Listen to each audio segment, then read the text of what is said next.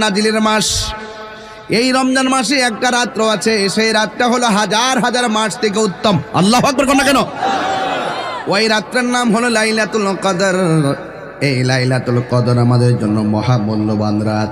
এই জন্য আমার আল্লাহ রাব্বুল আলামিন বলে, হে ঈমানদারগণ, আজকে সোল্লার মানুষ জবান খুলে বলেন, আমরা কি ঈমানদার নাকি বেঈমান? আরো বড় করে বলুন, আমরা ঈমানদার। কয় কামা কুতিবা আলাল্লাযিনা মিন ক্বাবলিকুম, যেমন করে তোমাদের পূর্ববর্তীগণের উপরে রোজা ফরজ করা হয়েছিল। এখন পূর্ববর্তীগণের রোজার ধরন যেমন ছিল, আমাদের কিন্তু এমন না। আমাদের নির্ধারিত একটা টাইম আছে, সুবহে সাদিক থেকে সূর্যাস্ত পর্যন্ত যাবতীয় পানাহার থেকে বিরত রেখে, খারাপ কাজ অশ্লীল কাজ থেকে বিরত থেকে সূর্যাস্ত সময় পর্যন্ত অপেক্ষা করার নাম হলো রোজা, সিয়াম সাধনা।